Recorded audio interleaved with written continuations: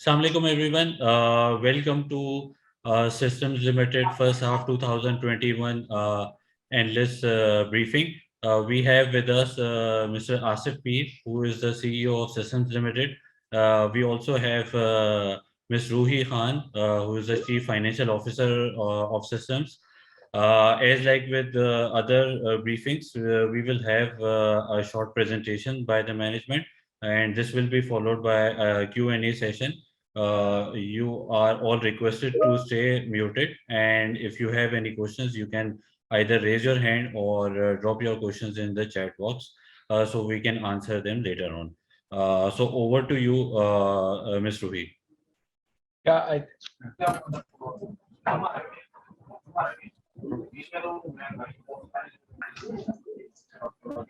why don't you mute all of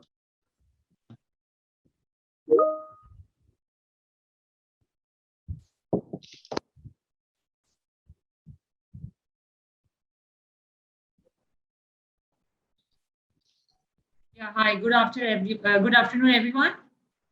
Welcome to our investor briefing for first half 2021. We will have a small presentation. We'll try to keep our presentation short so that we can have more time for Q&A. We will just start.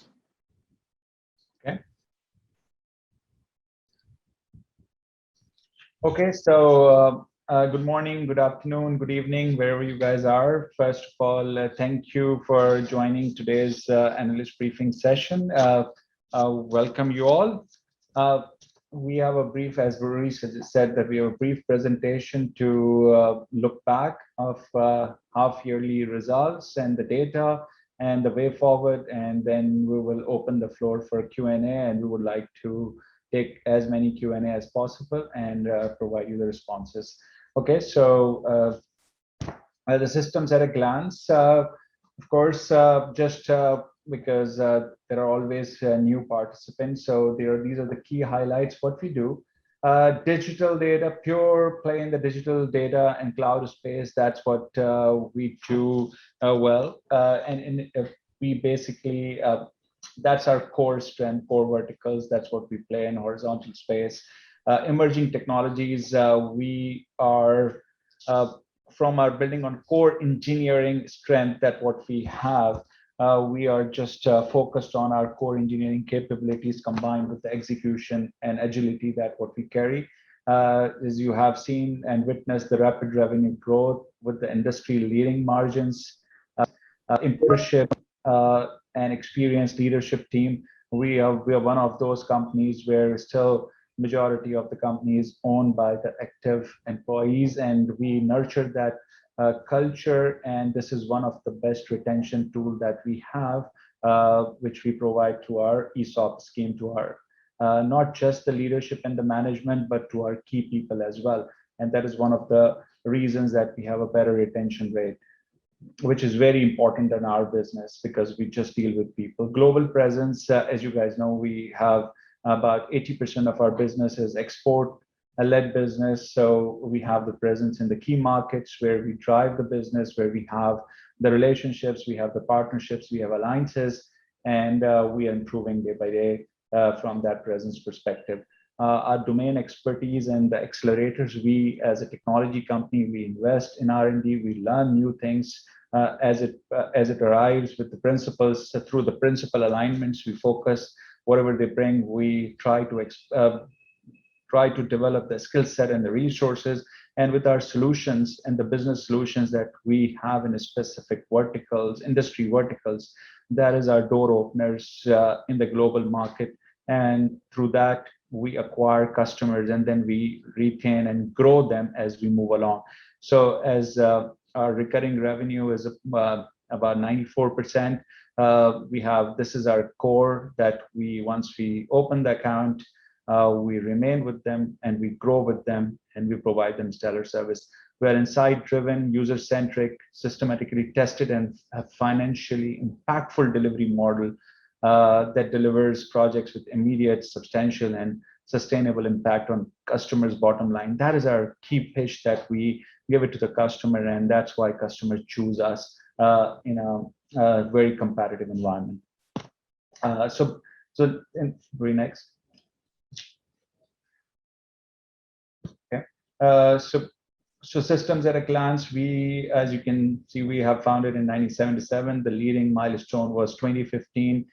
We had IPO'd, and in 2018, we reached at a 1 billion rupees profitability, but now you can witness we are close to a 1 billion rupees profitability in a quarter. So that's a significant difference between 2018 and 21. We have in 2019, whatever the results we have for the full year, we were able to achieve in half year in 2021. In last year, we were recognized by many forums. Forbes Asia Best Under a Billion Company, that was the most prestigious award that systems in your company has gotten. We are the largest IT export company from Pakistan as well. In this year, we have, of course, as you must followed our company, that we have invested in one of the great company, which I will share with you why we have invested in Retailistan and what it will bring to the table. Also, we have won Microsoft Inner Circle Award, which is very prestigious award because we work a lot with Microsoft, and this is our key principle globally. We are the top 1% globally recognized partner by Microsoft, and out of hundreds of thousands of partners globally. So that is a big achievement for our team, and I'm really proud of that achievement. As you can say, our CAGR is 32%. We have employee perspective, that is our core. We are increasing our strength day by day because that is the key for us. We have added more than 500 people in last 3 months, 16% net quarter-over-quarter additions, and that is I'll share again what we have done from the employee perspective in the later slide. Next. Okay, I think this is just a generic data, but market opportunity is huge right now, huge, because IDC, Gartner's, Forbes, whatever you follow, I think digital transformation is going on rapidly. The global economy will reach digital supremacy through products and services that enterprises provide will be half of the global GDP and by 2023. So whoever has not followed that, I think they will lose half of the opportunities in the space. So I think that's what we have been following last 3-4 years. You must be hearing us that we have geared towards the latest technology trends, digital transformation, data and cloud. We followed rigorously, and that's where the demand is right now. So I think we really want to capture the market digital momentum right now, because we believe that through this COVID, this digital transformation is an imperative for the companies and enterprises to survive and thrive in this competitive space. There is no other way to do it. So we really want to capture this momentum going forward as well. Okay, so huge market opportunity for all of the active players who have invested and rightly chosen the appropriate technologies and industries. So client composition, that is the key for us. As I said, greater than 90% of our revenue comes from our existing customers. So we have just shown you the client stratification. You can see we are adding customers quarter-over-quarter, net additions, and active clients. 20% of the clients provide us about 56 to 60% of revenue. So we are really increasing. We really need to move clients from one tier to other, and slowly and gradually moving towards building the huge client base, which can move from tier to tier upward mobility. So that's our really niche focus on account management, engagement management, that we cross-sell and upsell once we are into the customers, once we acquire the logo. How can we reach every year? How can we grow with the customers and move our customer tiers from? My wish is quarter to quarter, but definitely year on year increases always the target for my team. Next. This is our team and the board. We are proud that we have a great board who provides us insightful thought leadership and challenge us on every aspect. So every day we improve. I'm proud of my leadership team. Wherever we are, I think that's because of all the leadership and the management team that we have. They worked tirelessly in this difficult period where we had the great opportunity, and we are trying to capture still, and we have captured some in this space in the COVID times. The market has really opened up, and everybody has performed in their territory, from regions, from competencies, from a skill set, from acquiring the talent to finance. Everybody has scaled, and we are really up for the next scaling, always scaling actually.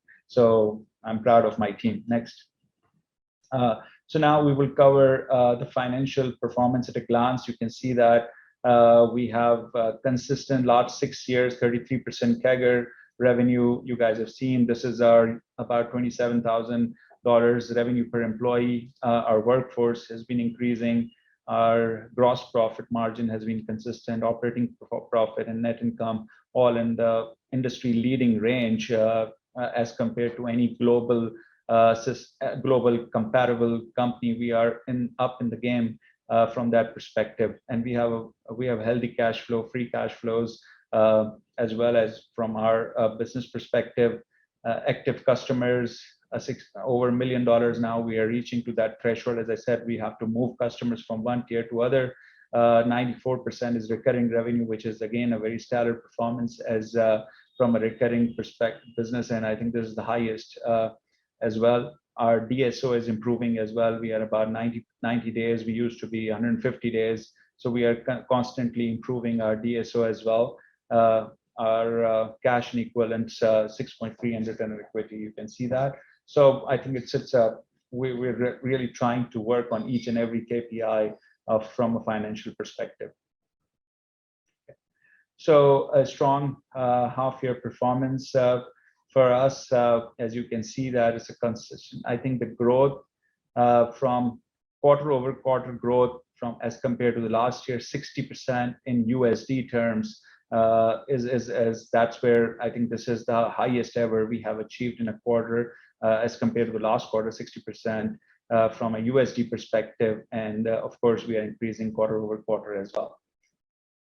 Next, operating profit performance, as you can see again in USD terms, we are 52% higher from last quarter of 2020, and again quarter-over-quarter is also we are increasing.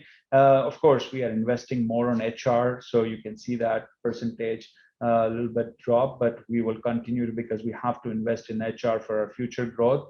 So, and which we will continue to do that because we, as I said, we need to capture this market digital momentum, and we do not want to miss a bit of it. Next. Net income is, of course, as you can see, it's again 26%. We have a quarter one drop a bit because of course, exchange losses because dollar was down. Now dollar is pretty stable in the upper side. 78% dollar-based net income growth in 1 year from a quarter-over-quarter perspective. So again, that is the performance that the company has shown. I think quarter-over-quarter is also increased from that perspective. So next, Roy.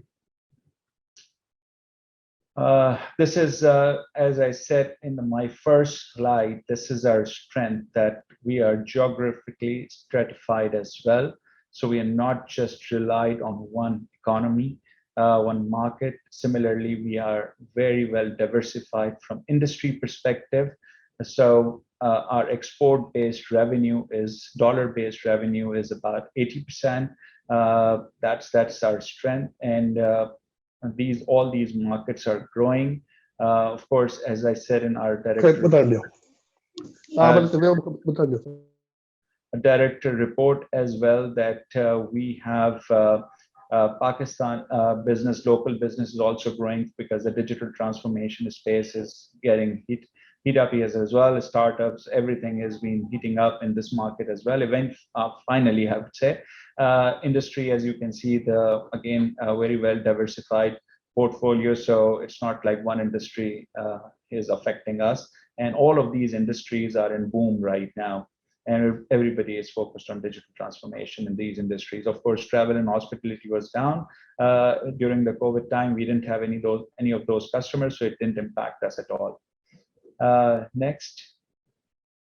This is our revenue and cost mix by currency. I think we, as I said, about 80% is dollar-based, dollar or euro or AED. It's that base, and our cost is about 80% in PKR. So definitely anything that is positive on a dollar side, on export side, that is really impact our bottom line from the growth, revenue, and bottom line both, of course, because our cost is largely remains same as the rates goes up in the dollar terms. Next. So I think you guys must have seen the announcement that we have acquired 20% stake for $3 million in Retailistan. I think that was one of the strategic position that we have taken. And why? I think we were inspired, of course, by the team, what they have done in digitizing this supply chain and the distribution space. And the most importantly, the data that they have is amazing, right? We can disrupt a lot of things with that strategic position that we have, and combining with our OneLoad EP systems data, because both are very tied up from a retailer's perspective, because they are both digitizing. One is digitizing the payment side, and one is digitizing the supply chain side. The both can combine, can give us, nobody has that kind of a combination or strength that what we carry with our, of course, technical ability, which no other startup has. We really believe that it's a huge opportunity for us to really come up with a few more things in this space. And you guys, whoever is following Pakistan market, you guys have seen they are Jugnu, one of the Retailistan subsidiary, is exactly doing the same thing with a better unit economics, with a better data, because they own the sales flow. They have started this in 2015 versus most of the startups have started like a year ago. So huge data strength that already they have from the retailer's perspective, their unit economics is much better. So we are really excited to have this partnership, and of course they're working on first round, and we will definitely take it forward. Next. So what you guys our investment priorities, right? I think we have with the best results, we are of course profitable. Our DSO is better, so we have strong cash flow generations. So we of course pay dividend, and this cash flow allows us to further invest and grow rapidly, because that's where cash is king, right? So we're really growth oriented. So we really want to robust and increase our growth from using and leveraging that cash that what we have, and make a good returns out of it for our investors and for ourselves. So again, as I said, looking to add new markets, alliances, verticals, talent. This is the key, but these are the priorities, right? That I wanted to list. Investment in talent, that is our core, that we are engineering company, and this is our core strength, because we need to operate and optimize through our talent by delivering the quality services globally, and have a recurring revenue, growing repeat customers. So because as I said, it's a digital momentum is there, opportunity size is huge, and demand is scarce, resources are scarce in the world. So people in post-COVID era don't care where you work from and which time zone you are, and if you can give them a great resources, the work is there. So that is our top priority. We'll continue to do that. We have been doing, but we will further scale. And I will just mention that in order to have a better retention, we have opened the offices in the small provinces in Pakistan to have a better retention and attract more talent. We have gotten like the highest number of fresh graduates all over Pakistan. Nobody has taken even like half of what we have taken. We are training internally. We have hired people and put them on a robust training programs for months to train on what we need, a specific targeted skill set that our customers in the global markets need. Also, we are now going after tier 2 and tier 3 universities in Pakistan, and training more and more. So we not only do this for us, but build the ecosystem here as well. Because if the ecosystem is there, we will be the large beneficiary in the country, as we are the largest exporters. So mergers and acquisition is our top priority as well. One of the top priority. We have started late, of course, but we are just not want to throw the money. We are not the VCs. We just want to have a very careful consideration, of course, but inorganic growth is very important for us.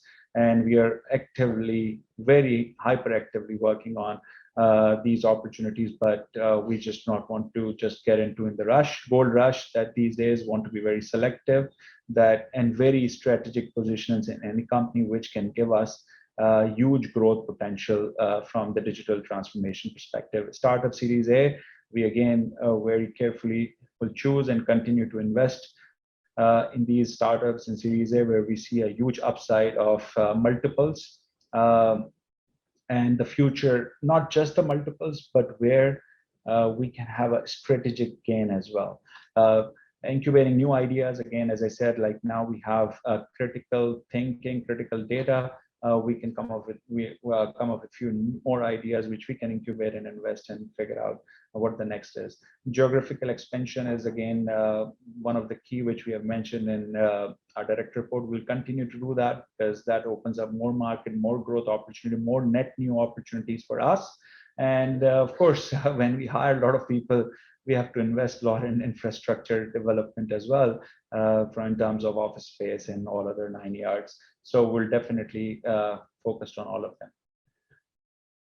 Next. So OneLoad, I think most of you guys keep question us from a OneLoad perspective, EP Systems, which is our subsidiary. So I thought that I'll share the update, very encouraging update. We are again in hyper growth mode in that subsidiary as well. As you can see, we have added 644 people in the last 6 months.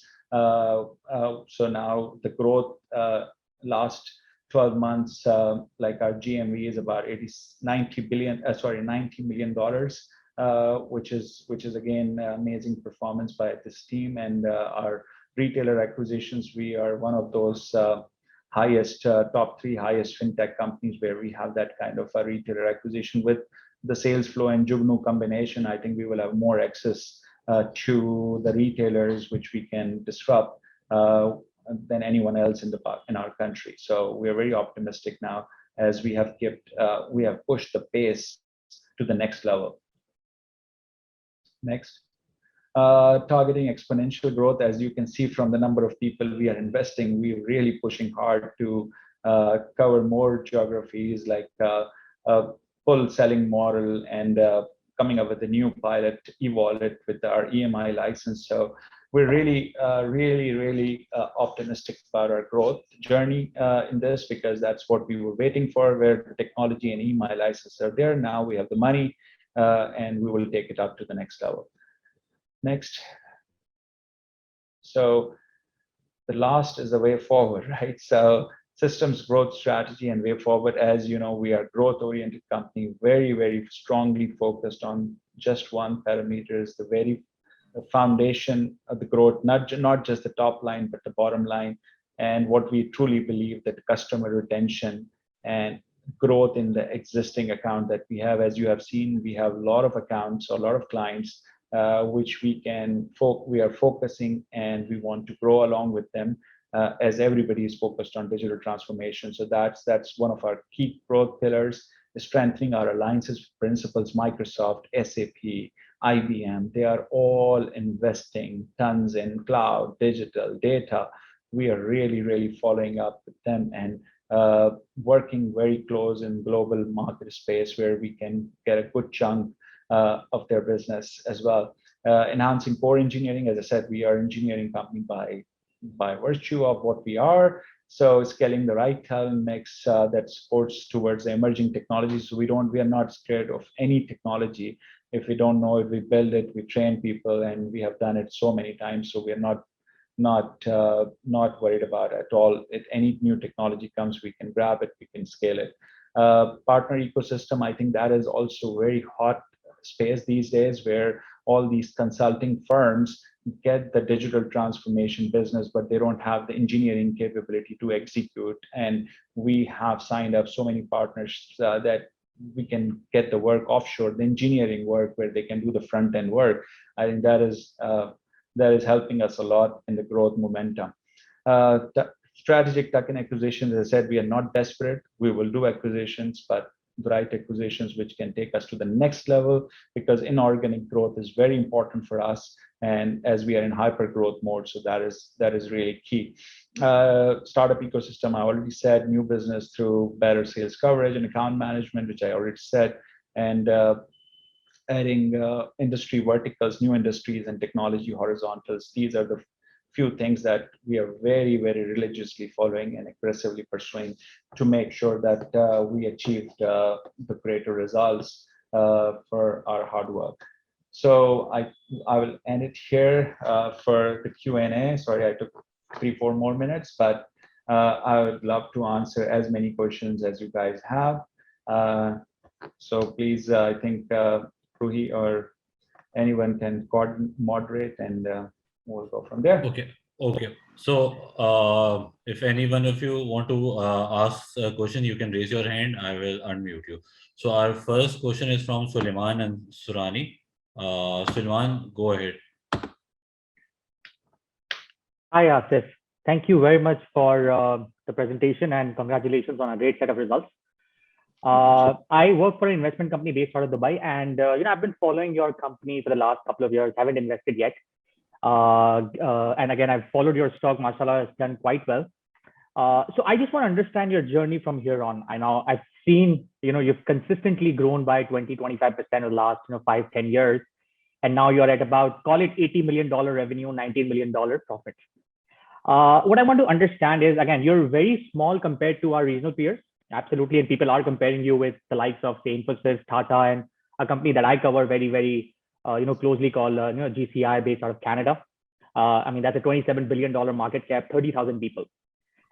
Given the limitations that you have being in Pakistan, a Pakistani company, given the the problems that we suffer because of that, the Pakistani, call it, label, do you think you can really grow at this level? Now, let's say 25% per annum, which means double in 3 years, triple in 5 years. So you are at $80 million revenue now. Can you be at 116 in 3 years, 320 in 5 years? Or do you think at some point in time you will face that limitation whereby people will not give you, bigger contracts, and you will be limited because of the unfortunate fact that our country suffers with a reputational issue, right? And the reason I ask this question is that company CGI gives business to Indian companies big time. And I asked my friend there, why don't you give it to Pakistani companies? He's like, no way, we can't, because we work with US, government agencies, very, very sensitive agencies, and they wouldn't even consider Pakistan. So just wanted your perspective on that. Two things: reputational limitations and the growth that you can have over the next 3, 5, and potentially 10 years. Can you be at a $500 million revenue in say 5 or 7 years? Yeah, I think it's a great question, Suleiman. I think, thank you for asking this. I think that's a gorilla question, right? But I think the answer to this question, of course, as you have seen, like we have done 33% CAGR since last 6 years in the growth.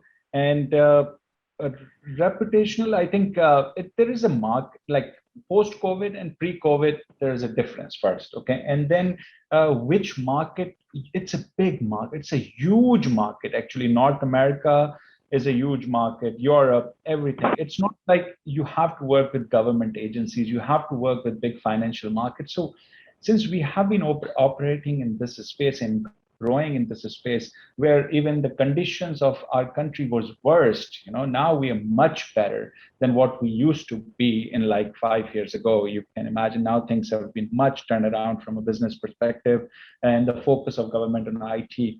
So I have no doubts, because we have, for that reason, we have the presence in those countries. We are not operating out of Pakistan. We just are not one of the companies where we sit here and just try to sell it abroad in all these geographies by sitting there. We have the teams and the infrastructure and the people there. And that's why we are winning the business. And as I said, we don't go for the government agencies and the security because we have tons of business. We have, as you rightly said, we have very small business, like 80 to $100 million business is nothing in our space, right? So growing from there is, I don't see that a challenge because we are very small and the market is too big, and we don't have to choose those sectors which are not really friendly with the country risk or whatever you say. So if you, the addressable market is trillions of dollars, and we are very small in that space. So definitely people are willing to work, and we have a lot of customers right today, which we serve, and they don't mind really from where you work from, right? And post-COVID, I think pre-COVID and post-COVID has changed because now the game is where the skill is. If you are providing the right service, right skill set, and the right talent, and you are delivering on your promises and you are delivering to your customers, believe me, they don't care. And just take out 10-20% who are not willing to work. We don't care. It's a huge market space.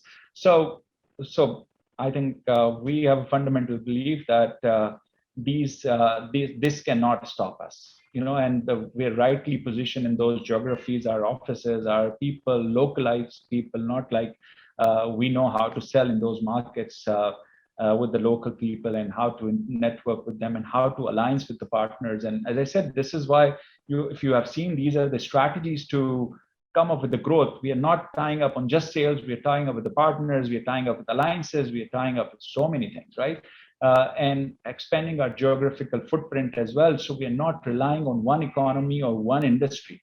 So as our numbers are very small, I don't see any reason. Sure. So would it be fair to assume that internally you do target, say, a 25 or a 30% growth on a 3, 5, and potentially 10-year basis? Is that what you're still aiming for, or the high base effect will come to you and at some point you will slow down? I never think like a slowing down type of thing, but I can't issue the forward-looking statement as well from that perspective, that what percentage we are going. But of course, the history speaks for itself. So we are nowhere like from our intent perspective and from our leadership and management, from our strategy perspective, we are nowhere think about that. Why would we slow down? Thank you very much, Asif.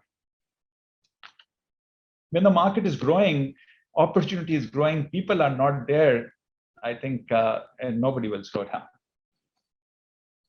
So we have another question from Hamad. Hamad, go ahead. Good evening, Asif. This is Hamad from Optimus Capital. Congrats on the result. Just have one question on your capital allocation policy. So you said that Jugnu is looking to raise more money for its first round. Does Systems itself or intend to invest in Jugnu, which is subsidiary of Salesflow, and subsequent rounds as well? Or do you intend to maintain your current investments as it is? It depends how they perform, right? If they continue to perform the way are, we may increase. We will make a decision when they get to the Series A, they get the VC or PE, and we'll see who is coming on board, and we'll decide based on that. So I see this space is very hot. So depending on the situation, and depending on the numbers, and depending on who is coming on board, we'll make those calls. But we're bullish about it. That's what I would say. Got it. And just wanted to get a follow-up question on the startup ecosystem in Pakistan. What are your thoughts on valuations in general in the ecosystem, given how early we are? And what verticals are you looking to invest in particular in Series A or seed level rounds? I think our only criteria is, since we are not VCs, where we can add value and where we can get the opportunities in the data space or whatever the space. How can we disrupt in the current ecosystem? So we are very open for any industry, but like digitizing the supply chain and the retail was one of the core, because we work in that industry. We know that industry very well, and the fintech space is huge space as well. We were one of the early disruptor as well in the form of OneLoad.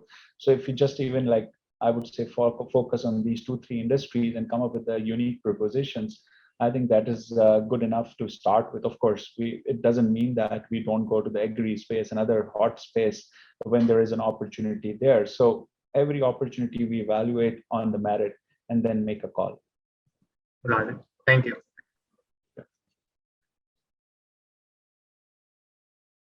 Okay. Thank you, Mr. Asif P, for the presentation.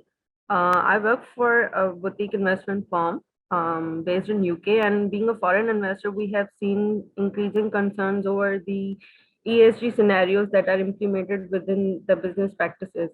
Most of the firms these days are complying with the United Nations Sustainability Framework, and this is an increasingly used term these days where foreign investors are looking for companies which have sustainable business practices. I hope you must have gone through some of the concerns from the foreign investor, other foreign investors that are invested in your company. My question is specifically to related to, of course, systems, its operations in the foreign country. Have you implemented or implied any environmental policy framework which can actually assess the, for example, any damage that your operations, tangible or intangible, have on the environment or the social or the corporate governance, any issue that any framework I'm particularly concerned about that you have in place that you actually implement in your business practices? Yes, we do, and we have studied the GSG framework, and as well in last 2 years, I think it has been. This is the most important. This is the one of the question that every investor has asked. So we were bound to even focus more, to be honest. So we are really focused on that, and ESG and sustainability framework and all these UNDGs and all of these things, we are pretty aware, and we are very focused on that, and we are following as well as many as we can. So I'm aware of that, and we all are aware of that, because this is one of the questions that has been asked in every presentation. So, like most of the companies in Pakistan, they do not have much disclosures in this regard. So, We do put you? that, if you read our annual report, we have put that as well, and all of these things. But as compared to the other companies, other regional companies, for example, Vietnam and Bangladesh, some of the companies actually publish their separate sustainability reports just to comply with the United Nations framework. So do you plan or do you foresee that this step can be taken for Pakistani companies?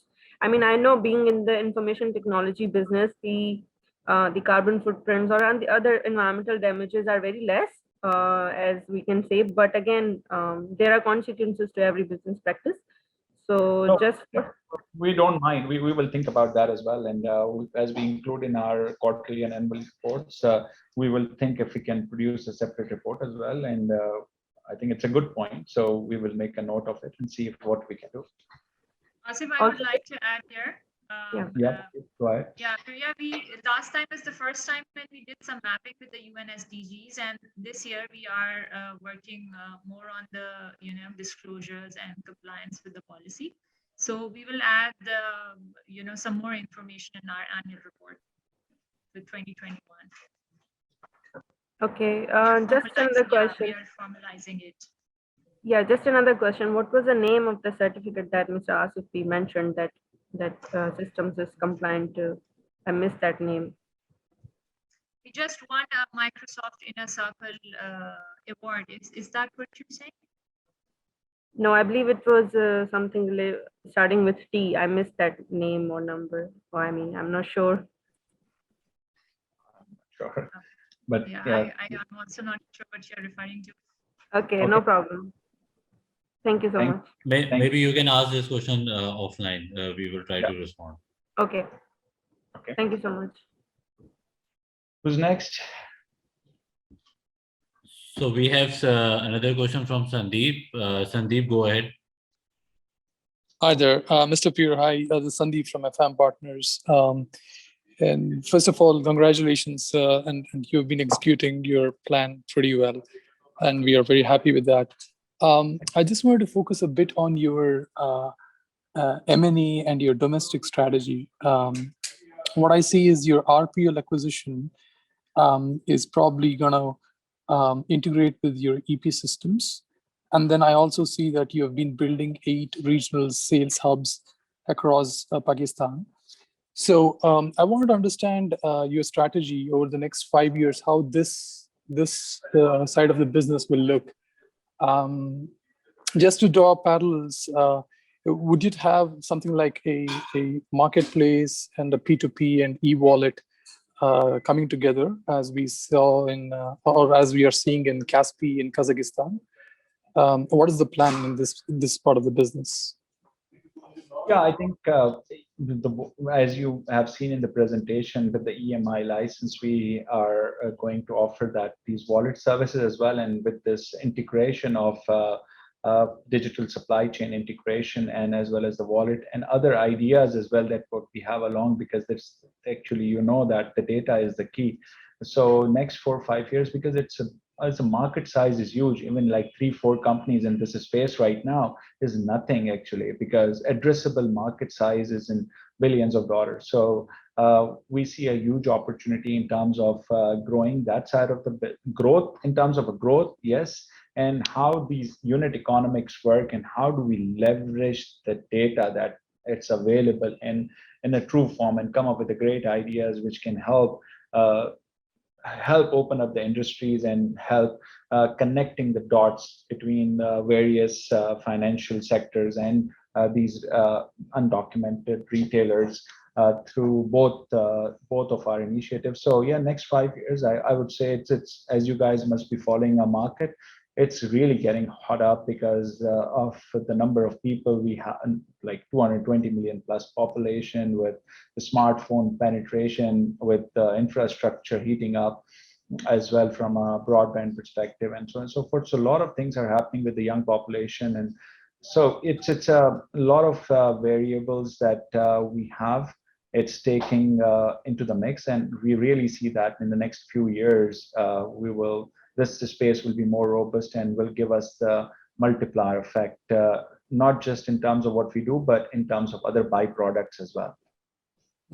Just kind of related question to this. For this strategy to be successful, I think there are two main things that has to be done very well. One is to have a very good user interface, probably kind of a super app. And the second one is from your end, data analytics. Can you take us through what are you doing on these two fronts? Yeah, data analytics, of course, that's what I would say, that this is the key, that what we have, the data from these transactions and the retailers and the distribution, that what these companies do, and that's what we will leverage and use that.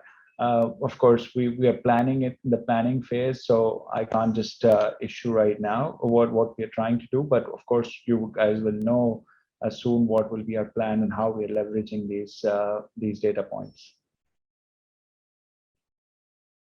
And on the user interface, are you developing anything which you can? User, of course, user interface is like, it has to be intuitive, and it has to be how can we these B2Bs and B2Cs space is really heating up from that perspective, that all the user interface and how the payments and all the payment gateways and all of these things are coming up in our country as well now. So how to make sure that it is self-intuitive and people can use and leverage that, so they don't need to be very well educated to use those user interface as well. And we can give them more to these applications as more and more use cases we develop. We will use those apps, as you said, like consolidating those apps into these apps, so we can all the use cases that are pertaining to this space, the supply chain, retailers and fintech companies, we will add those use cases into those apps, so we don't have to roll out these massively again and again. So that's what our plan is actually. And at what stage are you in right now in developing this kind of app? Is it in the pilot phase, or it is just yet to kind of build it? Yeah, I think developing an app or things like that is not a no-brainer for us, right? We're a technology company. I think it's all about ecosystem, right? It's all about connecting the dots in these ecosystems, that who will use it, how we will use this data, and how we can link up backward and forward supply chains and the financial institutions. So I always say that in these startups, it's not like about creating the technology stack or an app. It's about the idea and it's about the ecosystem and it's about the scalability in the model and the unit economics, that whether these unit economics is going to work or not. So that's about it. Next. Thank you. I hope I answered your questions. Right? Thank you, Sandeep. We have another question from Zubair. Zubair, you can ask your question. Hi, Asif. Congratulations on this call for the results. There are two questions basically which I would like to ask. First is we see a lot of competition coming from these new venture capital firms, and they are willing to pay up quite significantly. So, how do you do you feel that there were opportunities in this space which due to other people overpaying you have missed upon? Or my exact question is, do you have an institutional process? I understand that you are a fantastic IT company, but do you have you developed an institutional process to basically screen out ideas and which ideas you want to, and it's basically asking you that is an institutional process in place to evaluate these ideas that are coming? Of course, we have institutional process and we have the experience and we have the people as well. So not just doing the financial due diligence, but the technical due diligence, people due diligence, like functional due diligence, ecosystem, and we just don't. As that's why we have not done these things before as well. We were just we just do it where it makes sense, right? So we do it. We have the institutional process to answer your question, and we have the people to do it as well, and experience as well. But of course, Okay. these are the best. Another question. Mhm. Another question will be, if you have ample cash on your balance sheet now. There are two ways to grow abroad also. So if you want to, you mentioned a couple of weeks back that you're working with or talking to the central bank to allow companies to take cash abroad and to buy out good companies abroad, and that's the best way probably to grow businesses.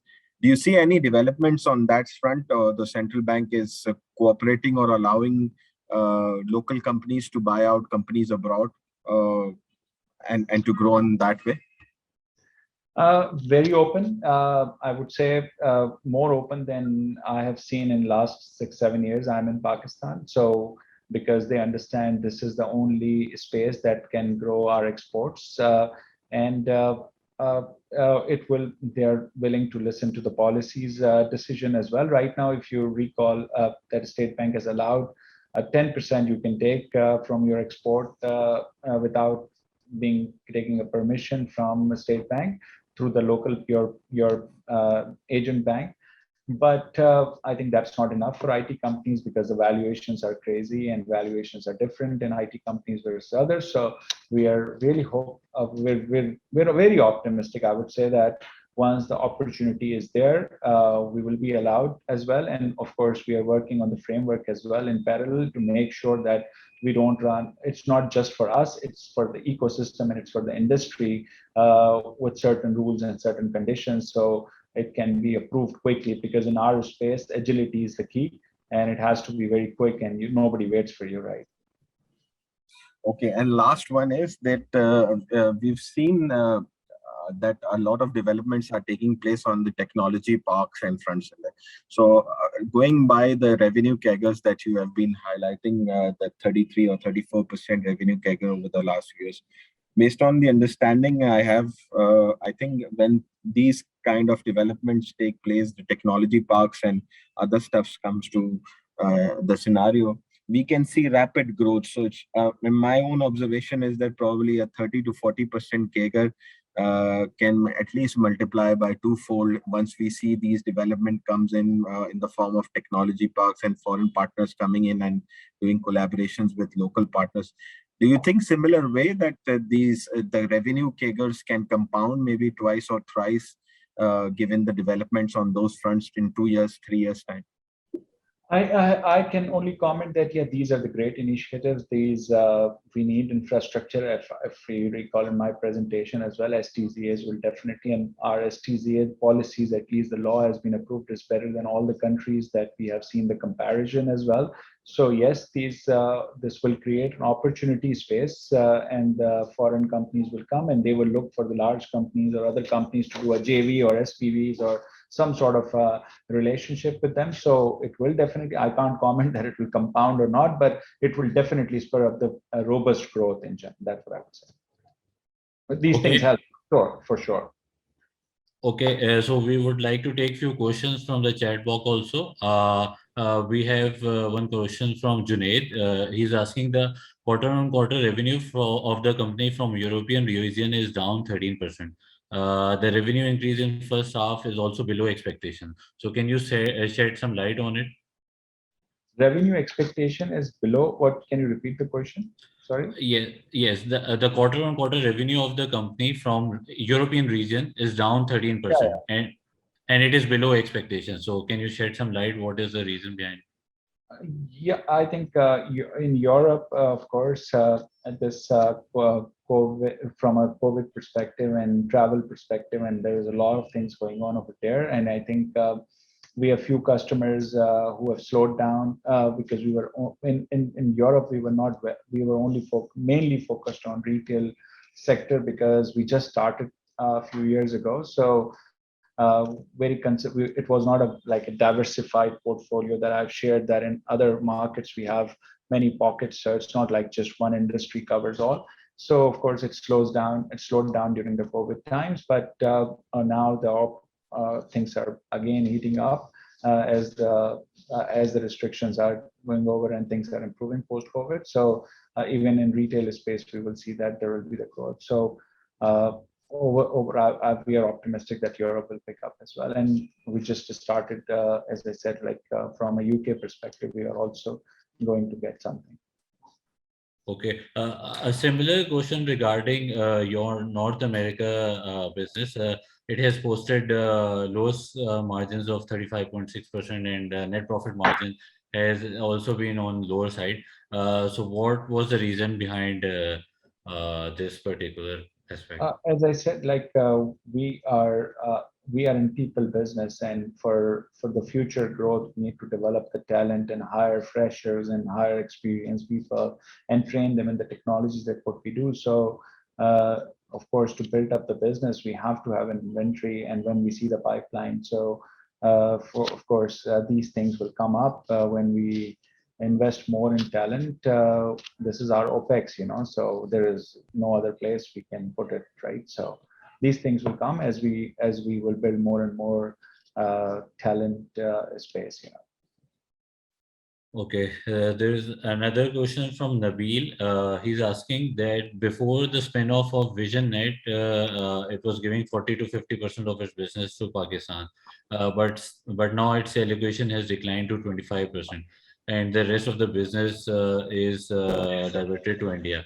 So can you explain the reason behind? I think, I don't know from where these numbers you are quoting. Yeah, I have answered it in the chat as well.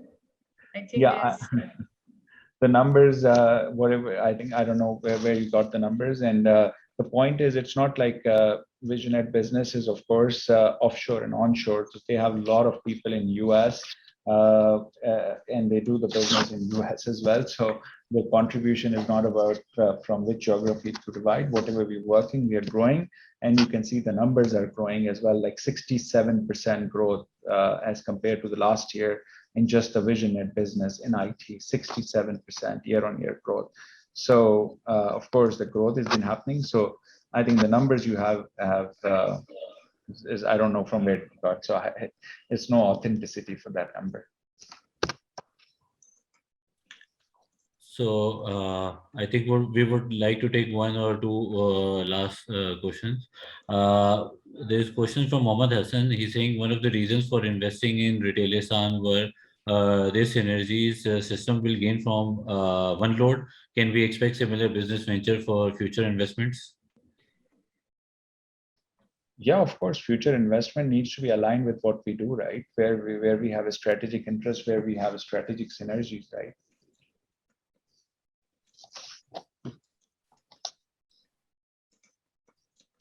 Okay.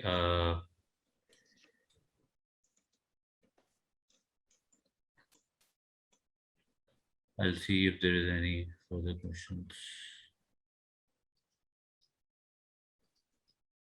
So, just a general question regarding the overall IT landscape in Pakistan. There are multiple questions regarding government's ambitious targets of increasing their IT exports. So what are your stance on the same, and what are your take on the opportunities that lies ahead? As I said, opportunity is huge for our country, for us, for whoever in this space right now, because digital momentum is there and people have to do it. And the scarcity is there because the growth has emerged. And whether it's, you name it, any country, they're all scrambling for the resources, for the retention and cost and everything, right? So opportunity size is huge. Yes, targets, I think, but of course, like this industry last year has grown 47%. So achieving that kind of a growth year on year is possible, yes. But like, can we triple it in a year? It's to be honest, it requires a lot of effort on the back end, and things are shaping up. Everybody's focused, but I would say like estimating 40 to 50% growth on export in a year is that's what my view, but I can be wrong, but that's what I think. So I think most of the questions have been answered, and I think it's almost 6 now. So we would like to conclude the call. Thank you very much, Mr. Asif and Ms. Ruhi, and thank you all the participants for joining in and attending the meeting. Thank you, everyone. Thanks for participating, and we'll see you again. Thank you. Thank you. Thank you.